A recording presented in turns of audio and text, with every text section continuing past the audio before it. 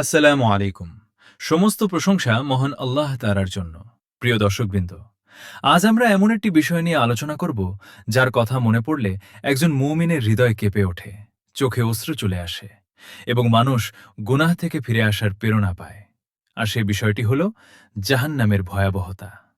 আল্লাহ তাআলা পবিত্র কুরআনে বলেন, হে মুমিনগণ, তোমরা নিজেদেরকে এবং তোমাদের পরিবারকে সেই আগুন থেকে রক্ষা করো যার জ্বালানি হবে মানুষ ও পাথর।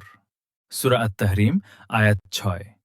প্রিয় ভাই ও বোনেরা, আমরা দুনিয়ার আগুনের সামান্য তাপও সহ্য করতে পারি না, কিন্তু রাসূলুল্লাহ সাল্লাল্লাহু আলাইহি ওয়াসাল্লাম বলেছেন, তোমাদের এই পৃথিবীর আগুন জাহান্নামের আগুনের ৭০ ভাগের ১ ভাগ মাত্র। সহিহ বুখারী হাদিস ৩২৬৫, সহিহ মুসলিম হাদিস ২৮৪৩।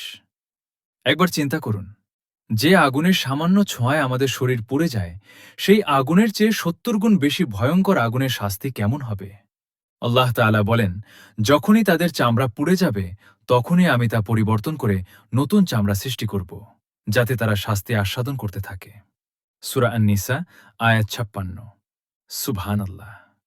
মানুষের শরীর যখন পুড়ে যায়, তখন সে মনে করে কষ্ট শেষ, কিন্তু জাহান্নামে বারবার নতুন চামড়া সৃষ্টি করা হবে, যাতে শাস্তির অনুভূতি কখনো কমে না যায়। প্রিয় মুসলিম ভাই ও বোনেরা, জাহান্নামের খাদ্যও হবে অত্যন্ত ভয়াবহ। আল্লাহ তাআলা বলেন, নিশ্চয়ই জাক্কুম বৃক্ষ হবে পাপীদের খাদ্য, তা গলিত তামার মতো তাদের পেটে ফুটতে থাকবে। সূরা আদ-দুখান আয়াত ৪৩-৪৬। আর পানীয় হিসেবে দেওয়া হবে ফুটন্ত পানি। আল্লাহ তাআলা বলেন, তাদেরকে পান করানো হবে ফুটন্ত পানি, যা তাদের নাড়িভুড়ি ছিন্ন ভিন্ন করে দেবে। সূরা মুহাম্মদ আয়াত ১৫। রাসূলুল্লাহ সাল্লাল্লাহু আলাইহি ওয়াসাল্লাম বলেছেন, কিয়ামতের দিন সবচেয়ে হালকা শাস্তি হবে এমন একজন ব্যক্তির, যার ২ পায়ের নিচে আগুনের জ্বলন্ত কয়লা রাখা হবে, আর তার কারণে তার মস্তিষ্ক ফুটতে থাকবে। সহিহ বুখারী হাদিস ৬৫৬২, সহিহ মুসলিম হাদিস ২১৩। অথচ সে মনে করবে তার চেয়ে কঠিন শাস্তি আর কারো হচ্ছে না।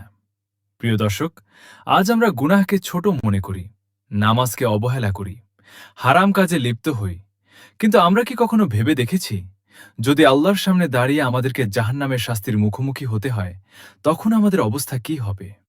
আল্লাহ তাআলা বলেন, আর সেদিন জাহান্নামকে উপস্থিত করা হবে।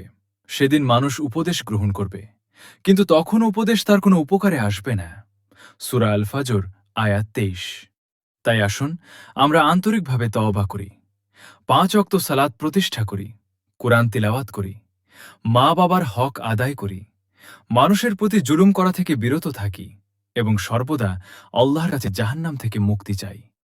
রাসূলুল্লাহ সাল্লাল্লাহু আলাইহি ওয়াসাল্লাম অধিক পরিমাণে এই দোয়া করতেন, আল্লাহুম্মা আজিরনি মিনান নার, অর্থ, হে আল্লাহ, আমাকে জাহান্নামের আগুন থেকে রক্ষা করুন। পরিশেষে আল্লাহ তাআলা যেন আমাদের সবাইকে জাহান্নামের ভয়াবহ শাস্তি থেকে হেফাজত করেন এবং জান্নাতুল ফিরদাউস নসিব করেন।